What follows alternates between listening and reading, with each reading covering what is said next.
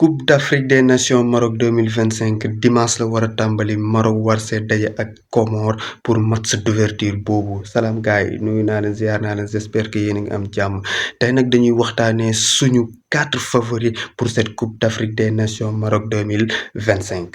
suñu premier favori ce n'est rien d'autre que le pays organisateur Maroc moo organisé Coupe d'Afrique des Nations bi. mais aussi mu nekk équipe boo xamante ni depuis coupe du monde 2022 dafa jël ampleur loolu moo tax mu nekk favori number one Maroc qualifié lu Afrique en demi-finale de coupe du monde loolu mu nekk lu rëy lu équipe marocaine bi def mais Maroc aussi depuis boobu léegi mu maintenir niveau boobu noonu avec Walid Regragui ba tey mu nekk 11e au classement FIFA une très belle performance pour l'Afrique sur ces 16 derniers matchs amu si défaite ni la am ak ay victoires plus de victoires même que de match nul mu nekk une équipe très en forme avec une sélection extraordinaire Achraf Hakimi comme capitaine blessé mais il y a énormément de potentiel ci équipe boobu noonu bu ñu xoolee potentiel équipe bi bon avec un coach extraordinaire Walid Regragui déjà coach bi day def différence ak niveau bi mu am mais équipe bi aussi sélection bi au niveau de la défense Naïf Aguerd Saïss et tant d'autres au niveau du milieu de terrain surtout ñoom milieu de terrain bu am potentiel bu garaaw a garaaw ay Nawi du côté de la Roma am aussi tant d'autres ay Amrabat et tant d'autres ñoo xamante ni duma fàtte aussi Azzedine Ounahi qui avait fait n'est-ce pas une excellente coupe du monde ba Luis Enrique amoon lu mu wax ci moom attaque bi aussi une attaque de fer vraiment Maroc mu nekk équipe boo xamante non seulement moo nekk à domicile mais aussi dafa nekk ci forme moo war a mu nekk ne sa favori number one pour ñun mais am na aussi un point noir parce que dernière Coupe d'Afrique bi Maroc joué huitième de finale la génne malgré le fait que bokkoon na ci favori dafa am match de poule bu métti woon lool mu génn huitième de finale daje Afrique du Sud dóor ko 2-0 donc Maroc dafa am pression bu nekk ci kawam même bu fekkee ñoom ñooy favori dañuy jouer ak énormément de pression benn yoon lu mës a jël Coupe d'Afrique te loolu yàgg na dans les années 70 dafa war a jël Coupe d'Afrique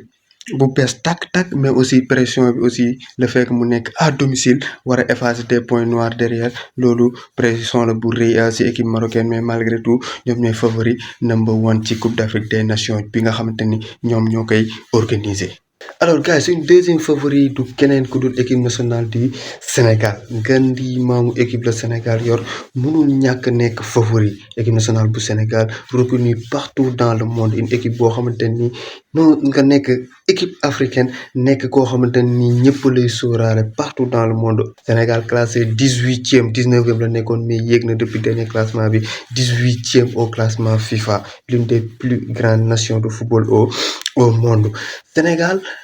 ñëw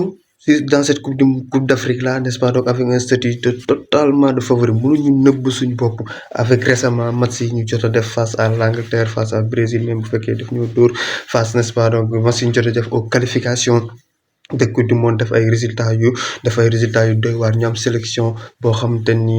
tey man pour la première fois ma gis équipe nationale bu Sénégal coach def sélection ñu war a dem compétition amul critique parce que là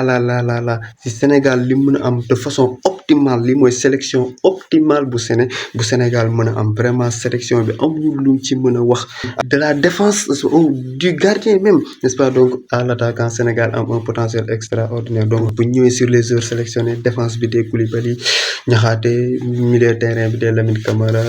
vraiment énormément d'attaquants loolu aussi débat la woon gars yi neewoon nañ ni non le fait que Pape Thiaw dafa indi beaucoup plus d'attaquants que de milieu de terrain problème la mais pour man loolu du problème parce que ça montre que Pape Thiaw dafay ñëw avec statut de favori te day wane ni mooy favori en fait pour man amul benn intérêt nga jouer à 3 milieux de terrain box to box alors que yaa ngi war a daje ak ay Botswana ak ay Congo Côte d'Ivoire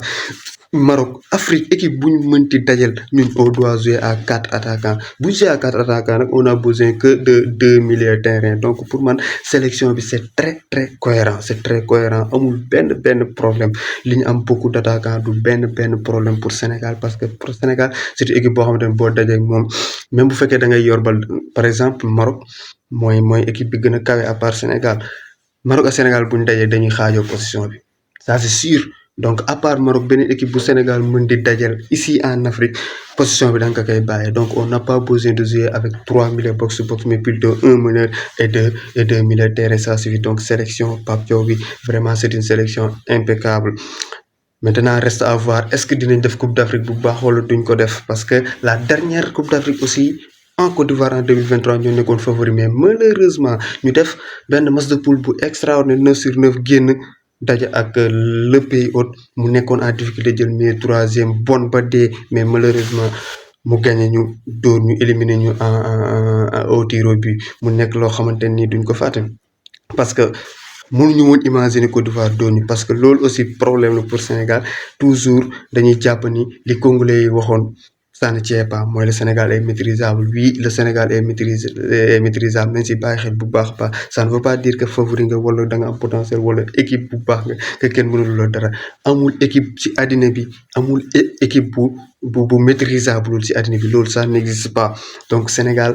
nañu moytu bu baax a baax et Pape Thiaw aussi ñu ngi koy souhaiter bonne chance di ko souhaiter joueur di ko souhaiter sénégalais di ñaan ñu dem jëli coupe bi incha allah. Alors gars suñ troisième favori du keneen ku dul le tenant du titre la Côte d'Ivoire